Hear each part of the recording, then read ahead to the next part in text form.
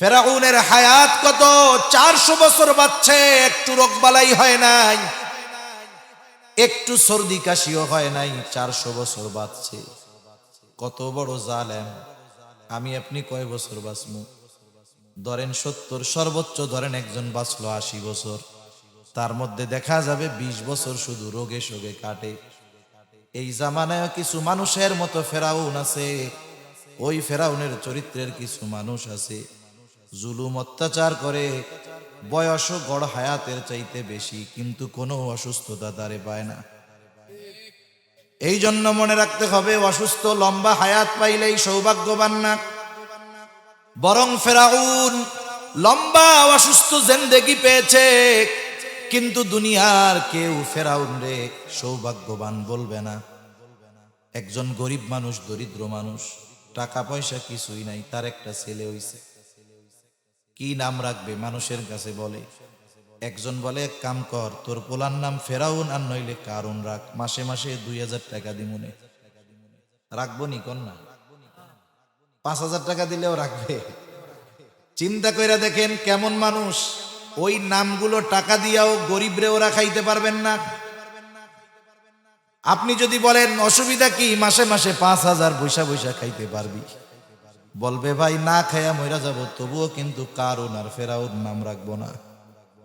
সেই জন্য সম্পদ থাকলেই সৌভাগ্যবান তা না, সম্পদ না থাকলেই যে দুর্ভাগ্যবান তা না, বরং আল্লাহ তাআলা মাঝে মধ্যে পরীক্ষা করার জন্য মানুষের রিজিকের মধ্যে সংকীর্ণতা দেয়।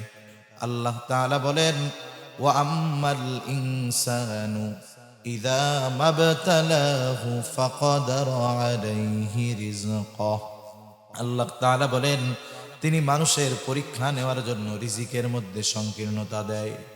যেই মুমিন বোঝে যে আল্লাহ আমারে হয়তো অভাব দিয়ে পরীক্ষা নিচ্ছে, ওই মুমিন হতাশগ্রস্ত হয় না, বরং আল্লাহ তাআলার কাছে দোয়া করে। আর যে বোঝে না, সে কিন্তু পরীক্ষায় ফেল হয়ে যায়। আমরা অনেক সময় মনে করি আল্লাহ তাআলা ভালোবাসলেই মনে হয় শুধু দিতেই থাকে, ভালো না বাসলে মনে হয় দেয় না। আসল বিষয় হলো, অনেক সময় আল্লাহ তাআলা ভালোবাসার কারণে বান্দাকে অভাবগ্রস্ত রাখে। সেই জন্য আল্লাহ তাআলা বলেন, ক্ষুধা, অভাব, দারিদ্রতা দিয়ে পরীক্ষা নেওয়া হবে। 3 নাম্বার, ওয়ানাকসিম মিনাল আমওয়াল, মালের লস, মালের ক্ষতি দিয়ে আল্লাহ পরীক্ষা নেয়। হইতে পারে দোকানদার দোকানে আগুন লেগে সব মাল সামানা পুড়ে ছাই, চোরে চুরি করে টাকা নিয়ে গেছে, যে কোনো ভাবে মালের ক্ষতি হইছে। আল্লাহ তাআলা চান বান্দাকে পরীক্ষা করার জন্য। এই জন্য দুনিয়ায় আমরা অনেক সময় দেখি যে যত বড় ইমানদার, এই বিষয়ে তার পরীক্ষা আরো বেশি হয়। 4 নম্বর পরীক্ষা আল্লাহ তাআলা বলেন, ওয়াল আনফুস, জানের ক্ষতির মাধ্যমে আল্লাহ তাআলা পরীক্ষা নেন। মুফাসসিরিন কেরাম বলেন, জানের ক্ষতিটা 2 ভাবে হয়। একটা হলো স্বয়ং নিজের জানের ক্ষতির মাধ্যমে আল্লাহ তাআলা পরীক্ষা নিবেন, আমার আপনার নিজের জানের ক্ষতির মাধ্যমে। অথবা ক্ষতিটা আমার হবে না, তবে আরেকজনের হবে। দেখা যাবে সন্তান অসুস্থ হয়ে গেছে, বাবার সামনে সন্তান দুনিয়া থেকে চলে গেছে, মার সামনে মেয়ে দুনিয়া থেকে চলে গেছে। বলেন তো, এই রকম পরীক্ষা আল্লাহ নেয় কি নেয় না? অনেক সময় নিজে আঘাত পাইলে যেই কষ্ট লাগে, এর চাইতে আপনজন যদি ওই আঘাত পায় কষ্ট বেশি হয়। অনেক সময় আমাদের বাচ্চা কাচ্চা ছোট যারা আছে, এদের জ্বর হয়, অসুস্থ হয়। 3-4 বছরের বাচ্চা, রাতের বেলা জ্বর হয়েছে, জ্বরে গা পুড়ে যাচ্ছে, চোখ দুটো ছলছল করতেছে, বাচ্চা কষ্টে মুখ দিয়ে শব্দ বের হচ্ছে, কষ্ট হইতেছে, বাচ্চার চোখ দিয়ে পানি পড়ে।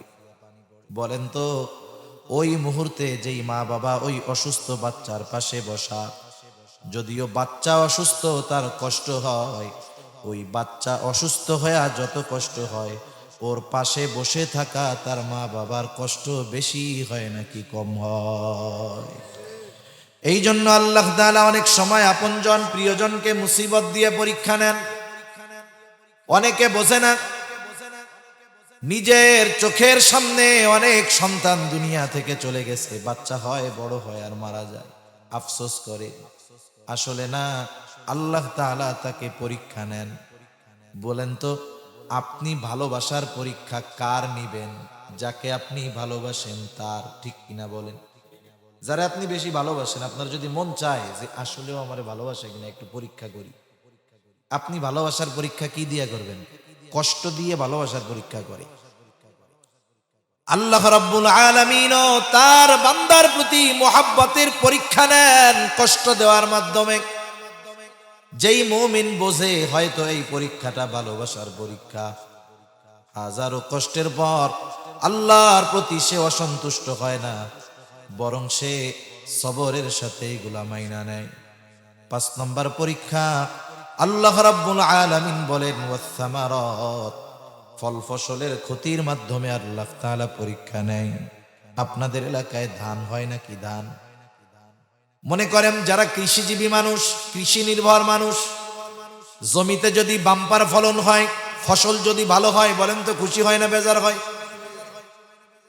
মনে করেন জমিনের ফসল পেকে গেছে, বাম্পার ফলন, লোকটা চিন্তা করতেছে, আল্লাহ এইবার যেই ফসল দিছেন, আশা করা যায় ফসল ঘরে তোলার পর বিক্রয় করে সব দেনা পাওনা পরিশোধ হবে, মানুষের কর্জগুলো পরিশোধ হবে, আর বাকি বছরও এর থেকে খরচ চলবে। আল্লাহর বান্দা রাতে একা একা শুয়ে চিন্তা করে, আগামীকাল 10-12 জন লোক নিয়ে জমিনের ধানগুলো কেটে বাড়িতে আনবো। এইবার রাতে শুইতে গেল, হঠাৎ করে আকাশের মধ্যে মেঘ ডাকে, ঝড় শুরু হয়ে গেছে, সাথে বৃষ্টি, আবার শিলাবৃষ্টি। শিলাবৃষ্টি চিনেন তো?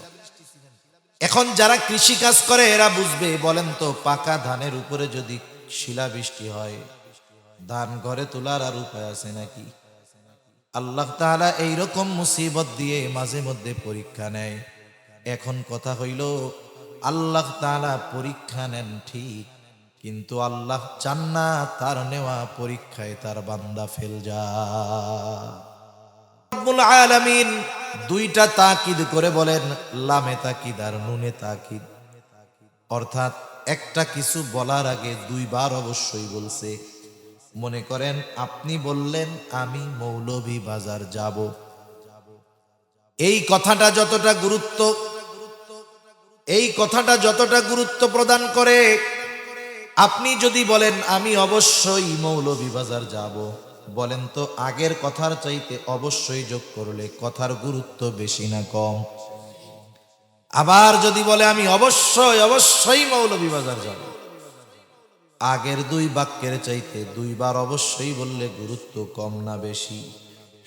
আল্লাহ তাআলার কোন কথা গুরুত্ব হওয়ার জন্য কোন তাকিদ দরকার নাই, কিন্তু মানুষের অভ্যাস হলো শব্দের আধিক্যের কারণে অনেক সময় গুরুত্ব দেয় বেশি। আমাদের খাসলাতের কারণে, অভ্যাসের কারণে আল্লাহ বলেন ওয়ালা নাবলুওয়ান্নাকুম বিশাইইম মিনাল খাউফ। আল্লাহ রাব্বুল আলামিন বলেন আমি অবশ্যই তোমাদের পরীক্ষা নিব মুমিন। পরীক্ষা কোন কোন বিষয়ের হবে? 1 নম্বরে আল্লাহ তাআলা বলেন বিশাইইম মিনাল খাউফ, 1 নম্বর ভয় ভীতির মাধ্যমে পরীক্ষা নেওয়া হবে। এই দুনিয়ায় কোন মুমিন যদি ঈমানের উপরে অটল অবিচল থাকতে চায়, হাজারো বাধা বিপত্তি ভয় ভীতির সম্মুখীন হওয়া লাগবে কি লাগবে না? এই দুনিয়াতে ঈমানের উপরে যারা আছে, যার ঈমান যত খাঁটি, যার ঈমান যত মজবুত, তার পরীক্ষাটাও তত মজবুত।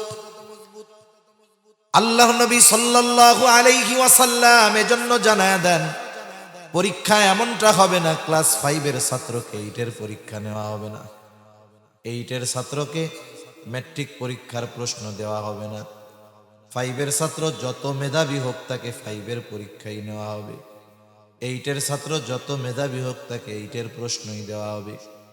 এই জন্য ইমানের ক্লাসিফিকেশন যেমন আল্লাহ তাআলা পরীক্ষা নিবেন তেমন। মনে রাখবেন, ক্লাস 1-এর ছাত্রর কাছে ক্লাস 1-এর প্রশ্নটা যেমন কঠিন, এইচএসসি পরীক্ষার ছাত্রর কাছে তার পরীক্ষার প্রশ্নটাও তেমন কঠিন। আবার এমন হবে না এইচএসসি যে পড়ে পরীক্ষা দিবে তাকে ক্লাস 1-এর খাতা দেওয়া হবে, তাহলে কি ইনসাফ হবে নাকি? আল্লাহ তাআলা পরীক্ষার ক্ষেত্রে ইনসাফ করবেন, ন্যায় বিচার করবেন। যে যেই স্তরের তাকে ওই স্তরের পরীক্ষাই দিবে। এরপরেও ম্যাট্রিক পরীক্ষা দিছে এক এলাকার 10 জন, ফেল গেছে 5 জন, একই ক্লাসের ছাত্র না? এখন যদি কেউ বলে যে তোমরা 10 জন একসাথে খেলাধুলা করতা, একই স্কুলে পড়তা, ওরা 5 জন পাশ করলো, তোমরা 5 জন পাশ করতে পারলা না কেন? ফেল গেলা কেন? একসাথেই তো চলতা। এইবার ওই ফেলের 5 জন যদি বলে চাচা পরীক্ষার প্রশ্ন বড় কঠিন ছিল, চাচা যদি পাল্টা প্রশ্ন করে তাইলে ওই 5 জনের প্রশ্ন আলাদা, তোমাদের 5 জনের প্রশ্ন মনে হয় আলাদা। বলবে না চাচা সবার প্রশ্ন সমান, একই প্রশ্ন। এইবার চাচা বলবে একই কলেজে পড়ো, একই স্কুলে পড়ো, একই স্যারের কাছে পড়ো, একই হলে পরীক্ষা দিলা, একই প্রশ্নই তোমাদের দেওয়া হলো, ওরা 5 জন গোল্ডেন এ প্লাস, তোমরা 2 জন 5 জন ফেল। তার মানে পরীক্ষার প্রশ্ন কঠিন এটা বলার কোনো সুযোগ নাই, বরং তোমরা টোটো কোম্পানির ম্যানেজার নিজেরাই পরীক্ষার প্রস্তুতি যথাযথভাবে নাও নাই। প্রত্যেক জামানায় আল্লাহ তাআলা এই বিষয়ের পরীক্ষাগুলো নেন। এই যে বিষয়গুলো বললাম এই বিষয়ের পরীক্ষা প্রত্যেক জামানার আলোকে আল্লাহ নেন, ইমানের আলোকে নেন। তার মানে ওই ভয়ের মাত্রা ওই পরিমাণই থাকে যে সব মুমিন পাশ করার যোগ্যতা রাখে, তবে পাশ তারাই করে যারা অটল অবিচল থাকে, আর ফেল তারাই করে যারা গাফলতি করে। কথা বুঝেন নাই?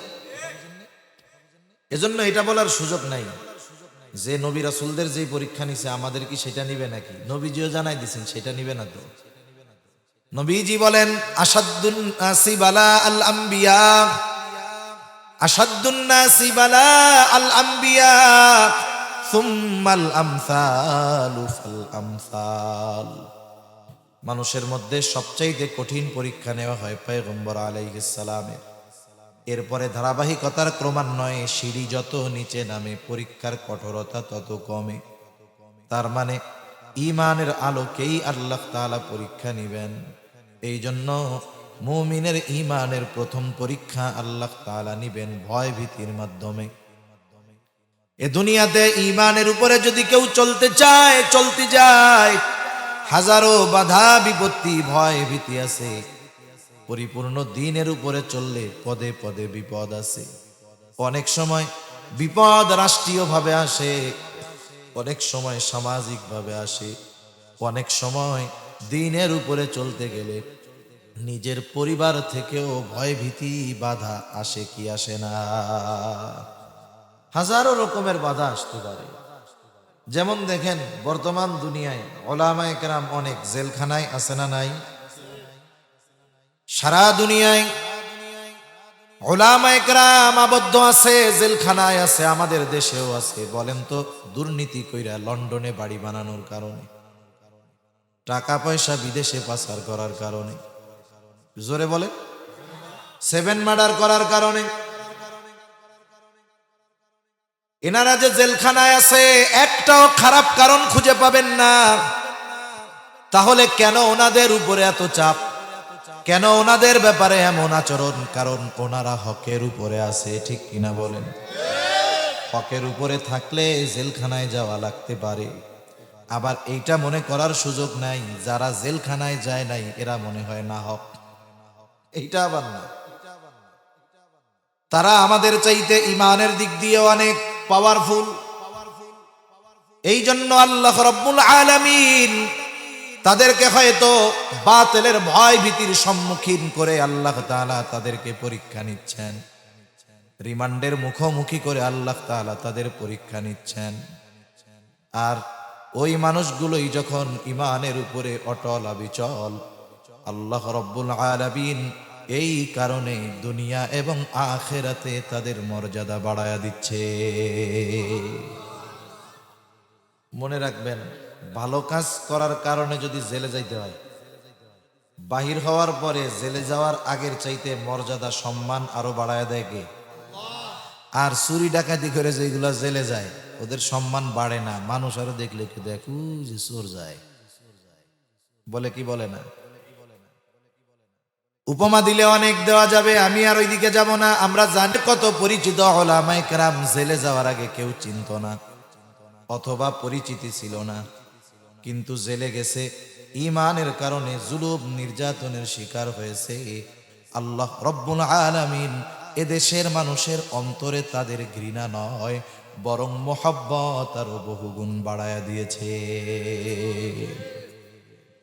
এজন্য আল্লাহ রাব্বুল আলামিন বলেন বিশাইইম মিনাল খাউফ, ভয় ভীতির মাধ্যমে মুমিনের ঈমানের পরীক্ষা নেওয়া হবে। 2 নাম্বার ওয়াল জু, অভাব দারিদ্রতার মাধ্যমে মুমিনের ঈমানের পরীক্ষা নেওয়া হবে। অনেক সময় ভালো মানুষ যদি অভাবে থাকে ও মনে করে আল্লাহ মনে হয় আমারে ভালোবাসে না, নামাজ কালাম ঠিক মতো পড়ে, হারাম হালাল বেঁচে চলে, সব ঠিক আছে, কিন্তু অভাবে আছে কি ও মনে করে এত নামাজ কালাম পড়ি আল্লাহ মনে হয় ভালোবাসে না। আবার কত বেঈমান দ্বীনের উপরে চলে না, নাফরমানি করে, সম্পদ টাকা পয়সার অভাব নাই, এমন লোক দুনিয়ায় আছে না নাই? অনেকে মনে করে সৌভাগ্য হলো অনেক টাকা পয়সা হওয়া, সৌভাগ্য হলো অনেক দিন বেঁচে থাকা। তাইলে আমি আপনাদের বলি, বলেন তো কারুনের ধন সম্পদ কম ছিল নাকি? কারুন রে চিনেন? কম ছিল। কত সম্পদ ছিল কারুনের? ওর ধন ভাণ্ডারের চাবি বহন করার জন্য একদল যুবক প্রয়োজন হইত। গোডাউনের চাবি বহন করার জন্য একদল সুঠামদেহী যুবক লাগতো। আর ওই গুদামের মধ্যে আমাদের দেশে যেমন অনেকে গুদাম ভরে চাউল চুরি কইরা, ডাউল চুরি কইরা, তেল দিয়ে খাটে, তলা ভরে, দেখেন নাই? আমাদের দেশ হইল তেলের খনি, মুখ দিয়াও তেল মারে, আবার মাঝে মধ্যে খাটের তলায়ও দেখা যায় তেল পাওয়া যায়। আমরা মুখ দিয়াও তেল মারতে পারি, বড়দের নেতাদের এমন তেল মারে, ভাই ভাই, জীবনে যেই কয়বার আব্বা ডাকে নাই ওই কয়বার ভাই, ওর তার চেয়ে বহুগুণ বেশি বাইরে ডাকে, ভাই ভাই। আপনার মতো লোক নাই, আপনি তো বিশ্বে এক অনন্য উপমা, আপনার মতো একটাও নাই। এরকম তেল মারা লোক তো আমাদের দেশে নাই মনে হয়। এদেশে অবস্থা এরকম, তেল যদি না মারতে পারেন কাম হবে না। এটা যে লাইনেই খন না কেন, যত তেল মারবেন দেখবেন তত আপনার নজর ভিন্ন রকম। কারুনের ধন সম্পদ কম ছিল না, আর ওই গোডাউনের মধ্যে চাউল আর গম ছিল না, বরং কারুনের গোডাউন ভরা স্বর্ণ ছিল, স্বর্ণ। বলেন তো কারুন কি সৌভাগ্যবান নাকি? কথা বুঝেন নাই মনে হয়। কারুন কি সৌভাগ্যবান? জোরে বলেন। ফেরাউনের হায়াত কত? 400 বছর বাঁচছে, একটু রোগবালাই হয় নাই, একটু সর্দি কাশিও হয় নাই, 400 বছর বাঁচছে। কত বড় জালেম! আমি আপনি কয় বছর বাঁচমু? ধরেন 70, সর্বোচ্চ ধরেন একজন বাঁচলো 80 বছর, তার মধ্যে দেখা যাবে 20 বছর শুধু রোগে শোগে কাটে। এই জামানায় কিছু মানুষের মতো ফেরাউন আছে, ওই ফেরাউনের চরিত্রের কিছু মানুষ আছে, জুলুম অত্যাচার করে, বয়সও গড় হায়াতের চাইতে বেশি, কিন্তু কোনো অসুস্থতা তারে পায় না। এই জন্য মনে রাখতে হবে, অসুস্থ লম্বা হায়াত পাইলেই সৌভাগ্যবান না, বরং ফেরাউন লম্বা অসুস্থ জিন্দেগি পেয়েছে, কিন্তু দুনিয়ার কেউ ফেরাউন রে সৌভাগ্যবান বলবে না। একজন গরিব মানুষ, দরিদ্র মানুষ, টাকা পয়সা কিছুই নাই, তার একটা ছেলে হইছে, কি নাম রাখবে? মানুষের কাছে বলে, একজন বলে এক কাম কর, তোর পোলার নাম ফেরাউন আর নইলে কারুন রাখ, মাসে মাসে 2000 টাকা দিমুনে। রাখবো নি কন্যা? 5000 টাকা দিলেও রাখবে। চিন্তা কইরা দেখেন কেমন মানুষ। ওই নামগুলো টাকা দিয়াও গরিবরে ওরা খাইতে পারবেন না। আপনি যদি বলেন অসুবিধা কি, মাসে মাসে 5000 বৈশা বৈশা খাইতে পারবি, বলবে ভাই না খাইয়া মইরা যাব, তবুও কিন্তু কারুন আর ফেরাউন নাম রাখবো না। সেই জন্য সম্পদ থাকলেই সৌভাগ্যবান তা না, সম্পদ না থাকলেই যে দুর্ভাগ্যবান তা না, বরং আল্লাহ তাআলা মাঝে মধ্যে পরীক্ষা করার জন্য মানুষের রিজিকের মধ্যে সংকীর্ণতা দেয়।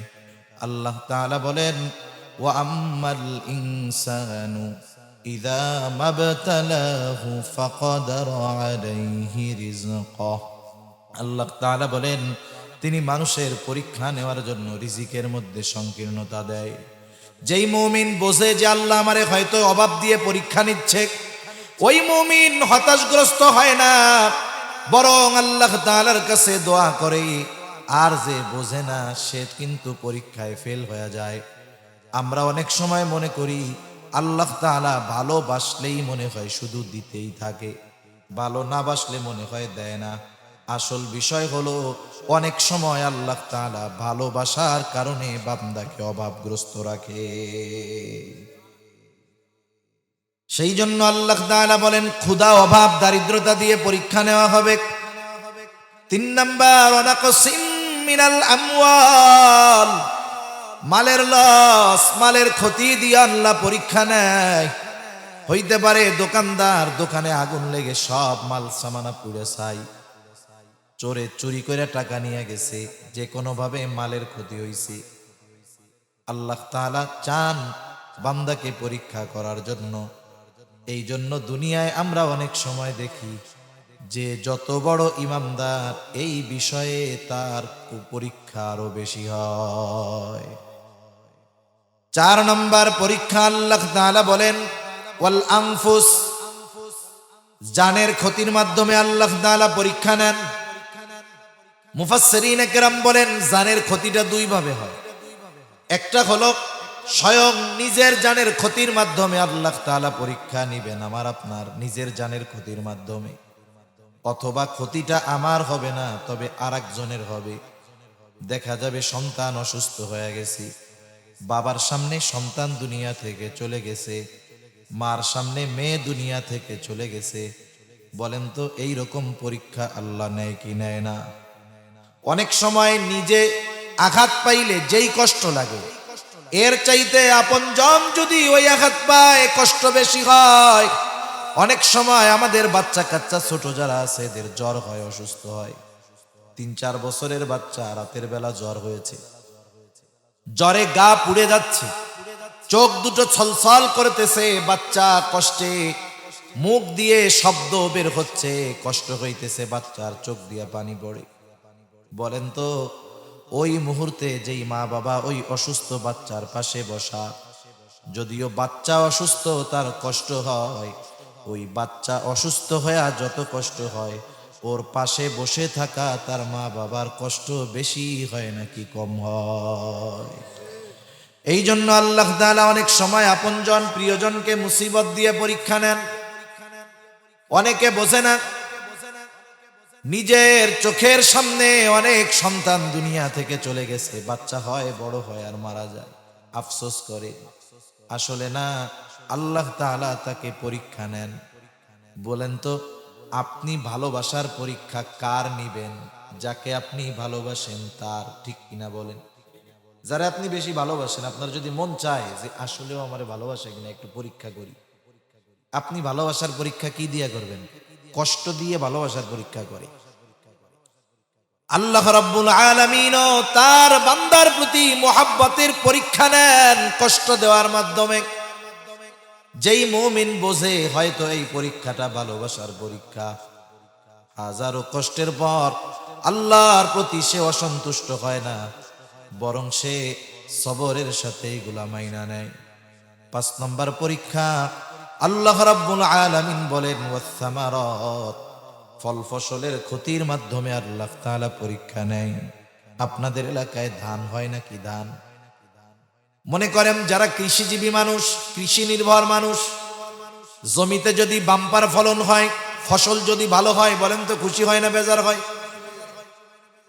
মনে করেন জমিনের ফসল পেকে গেছে, বাম্পার ফলন, লোকটা চিন্তা করতেছে, আল্লাহ এইবার যেই ফসল দিছেন আশা করা যায় ফসল ঘরে তোলার পর বিক্রয় করে সব দেনা পাওনা পরিশোধ হবে, মানুষের কর্জগুলো পরিশোধ হবে, আর বাকি বছরও এর থেকে খরচ চলবে।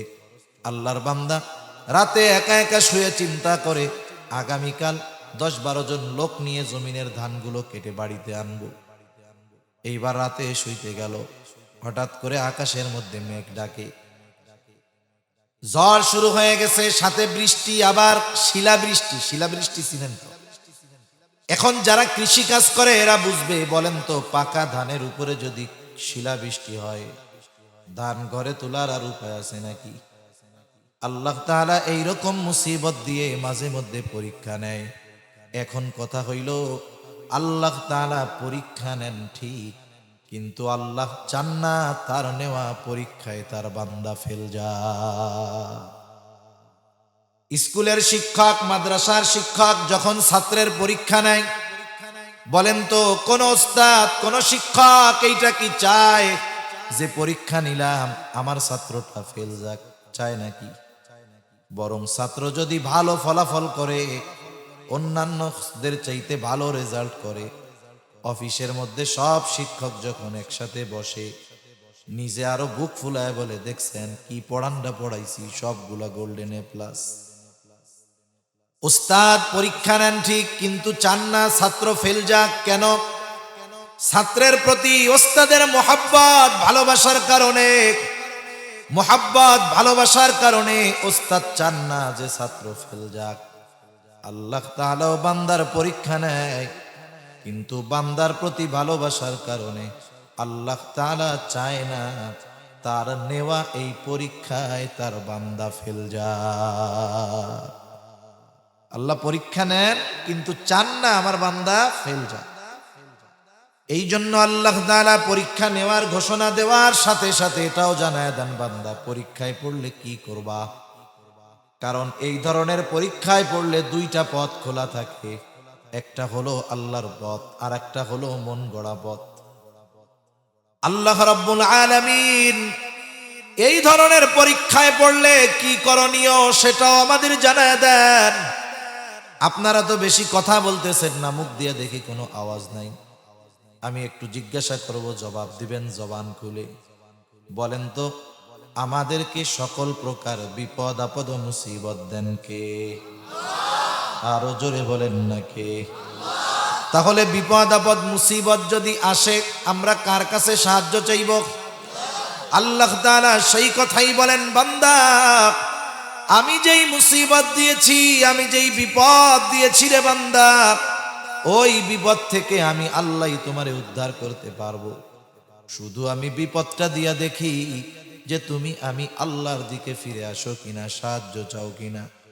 এই জন্য আল্লাহ তাআলা 2 আয়াত আগেই বলেন, ইয়া আইয়ুহাল্লাযীনা আমানুস্তাঈনু বিস-সাবরি ওয়াস-সালাহ। আল্লাহ তাআলা বলেন, হে ঈমানদারেরা, ইস্তাঈনু বিস-সাবরি ওয়াস-সালাহ, তোমরা আমি আল্লাহর কাছে বিপদ আপদ মুসিবতে সাহায্য চাও। আল্লাহ তাআলা বলেন, হে ঈমানদারেরা, তোমরা আমি আল্লাহর কাছে সাহায্য চাও, অর্থাৎ বিপদ আপদ মুসিবতে পড়লে আমি আল্লাহর কাছে সাহায্য চাও। এখন কথা, আল্লাহ আপনার কাছে কেমনে সাহায্য চাইব? আল্লাহ তাআলা বলেন, বান্দা টেনশনের কোনো কারণ নাই, বিস-সাবরি ওয়াস-সালাহ, আমি আল্লাহর কাছে সাহায্য চাও ধৈর্য আর নামাজের মাধ্যমে। তাহলে আল্লাহ তাআলার কাছে সাহায্য চাওয়ার মাধ্যম হলো 2টা। জোরে বলেন কয়টা? 1 নাম্বার হলো ধৈর্য, 2 নাম্বার হলো নামাজ। ধৈর্য আর নামাজের মাধ্যমে আল্লাহর কাছে সাহায্য চাইতে হবে। কিন্তু আফসোসের ব্যাপার, আমরা জানি আল্লাহ বিপদ আপদ মুসিবত দেয়, কিন্তু বিপদে যখন পড়ি আল্লাহর কাছে সাহায্য না চাইয়া আমরা মানুষের কাছে দৌড়াইতে শুরু করি। আল্লাহ তাআলা এটাই দেখেন যে সে আমার দিকে আসে নাকি অন্য কোনো দিকে যায়। আমাদের দেশে কিছু মানুষ আছে, আমাদের দেশ সহ ভারতীয় উপমহাদেশের বড় এক ব্যবসা আছে। এই ব্যবসার নাম হইল মাজার ব্যবসা। অনেক জায়গায় আছে, বাপ কোনো মতে একটু ইটি ছিল, এখন ওই বাপের পোলা যদি প্রস্রাব কইরা পানিও না নেয়, ওইটাও পিরসাব হয়ে যায়, ওইটাও মরলে একটা মাজার হয়। আর আমাদের দেশের কিছু বলদ আছে, বলদ, এইগুলাও বুঝে না সুঝে না, দিন সম্পর্কে জানে না, ওই সব জায়গায় গিয়া এরকম চাওয়া শুরু করে। অনেক সময় এমন হয়, মনে করেন এক লোক বিপদে পড়ছে, তার বাড়িতে এসে একজন খবর দিছে তোমার স্বামী তো অ্যাক্সিডেন্ট করছে। কাজটা কি করার দরকার ছিল? আল্লাহর কাছে বলার দরকার, আল্লাহ আপনি মুসিবত থেকে বাঁচান। সে কি করে বলে, আল্লাহ কি বিপদ দিলেন, যদি বিপদ থেকে উদ্ধার করেন তাইলে অমুক ওরসের সময় 2টা খাসি দিমুনে। এখন কোন বিপদ আপদ দেয় কে? ওটা কিন্তু বলছে আল্লাহ কি বিপদ দিলেন, এটাও বিশ্বাস করে, এটাও বিশ্বাস করে যে আল্লাহ আপনি বিপদ আপদ থেকে বাঁচান।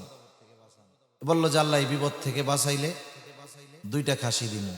তাইলে বিপদ দেয় আল্লাহ, বাঁচায় আল্লাহ, খাসি খাওয়ায় বাবারে। এই কাজটা কি ঠিক হইল? কোন আল্লাহ কি খাসি খুশি খাইতে চাইছে? আল্লাহ কইছে নাকি যে তুমি আমারে একটু গরু টরু দিও, সাইজটা করে দিমুনে? আল্লাহ রাব্বুল আলামিন বলেন, বান্দা আমি বিপদ দেই, আমি উদ্ধার করি, এই জন্য বিপদে পড়লে আমার কাছে সাহায্য চাও। খাসিও লাগবে না, গরুও লাগবে না। সাহায্য কেমনে চাইবা? আল্লাহ তাআলা বলেন বিসসবরি ওয়াসসালাহ, ধৈর্য আর নামাজের মাধ্যমে। ধৈর্য কাকে বলে? বিপদে পড়ছি চুপ কইরা বইসা থাকলেই সেটা ধৈর্য না। হাত কেটে গেছে, এটা একটা মুসিবত। আপনার পাশে ফার্মেসি আছে, যদি সেলাই করার দরকার হয় সেলাই করবেন, ওষুধ খাবেন, এটা সবরের বাইরে নয়। অনেকে মনে করে বিপদে পড়েছি ঘরে বইসা থাকবো, যা করে আল্লাহ। না, কারণ নবী বলেন তোমরা অসুস্থ হলে চিকিৎসা গ্রহণ করো। তাহলে অসুস্থ হলে চিকিৎসা গ্রহণ করা নবীজির সুন্নাত। বিষয়টা হলো চিকিৎসা গ্রহণ করব ঠিক, এটা সবরের বহির্ভূত নয়। তবে চিকিৎসা গ্রহণ করব ঠিক, তবে ইয়াকিন থাকতে হবে আমার চিকিৎসা আমাকে সুস্থ বানাতে পারবে না। জ্বর হইছে ওষুধ খান, কোনো অসুবিধা নাই। আপনার অসুস্থতা অপারেশন করেন, কোনো অসুবিধা নাই।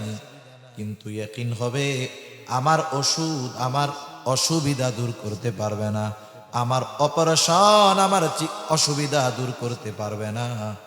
বরং আল্লাহ যদি চান তাহলে ওষুধে আমার রোগটা দূর হবে। মাঝে মধ্যে দেখেন আমরা অনেক সময় বলি না যে চাচা একটু দোয়া কইরেন, আমার মা অসুস্থ, অমুক দিন অপারেশন হবে, দোয়া কইরেন আল্লাহ জানি অপারেশনটা সাকসেসফুল করে। মায়ের অপারেশন চলতেছে, অপারেশন থিয়েটারের মধ্যে আছে, ফোন দিয়া অনেকে আপনার আমার কাছে দোয়া চায়। বলেন তো অপারেশন থিয়েটারের মধ্যে অপারেশন তো ডাক্তার করে নাকি অন্য কেউ? অপারেশন করে ডাক্তার, কিন্তু দুনিয়ার কেউ দোয়া চায় না যে চাচা দোয়া কইরেন ডাক্তার যেন অপারেশনটারে সাকসেসফুল করে। এইখানেই সবর এর কম্বিনেশন। মানুষ চিকিৎসা গ্রহণ করবে কিন্তু ভরসা করবে আল্লাহর উপর।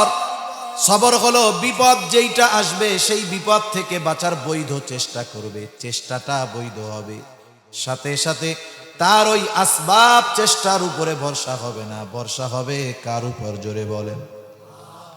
ওই যে ডাক্তার অপারেশন করে বলে দোয়া কইরেন আল্লাহ তাআলা যেন অপারেশনটা সাকসেসফুল করে দেয়। তাহলে অপারেশন করে ডাক্তার, কিন্তু ডাক্তার সাকসেসফুল করতে পারে না। অপারেশন যিনি সাকসেসফুল করেন তিনি কে? এই দুনিয়ার ডাক্তারদের যদি অপারেশন সাকসেসফুল করার ক্ষমতা থাকতো তাইলে অপারেশন থিয়েটার থেকে কোনো লোক মারা যাইত না। এটাই হলো সবরের কম্বিনেশন। বিপদে পড়েছি, ওই বিপদ থেকে বাঁচার বৈধ চেষ্টা করব, তবে চেষ্টার উপরে ভরসা নয়, ভরসা কার উপর? এখন আল্লাহ যেহেতু বিপদ থেকে বাঁচায়, আল্লাহর সাথেও সম্পর্কটা গভীর করার দরকার আছে না নাই?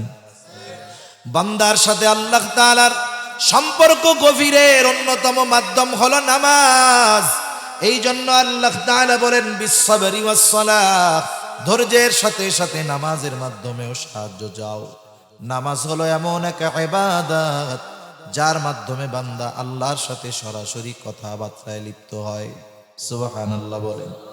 এই জন্য তাকবীরে তাহরিমা নামাজের শুরুতে যখন আল্লাহু আকবার বইলা দুই হাতটা বাঁধে, বলেন তো এরপরে যদি এই দুনিয়ার শ্রেষ্ঠ বুজুর্গ আইসা আমারে যদি সালাম দেয় আসসালামু আলাইকুম, জবাব দেওয়ার সুযোগ আছে নাকি?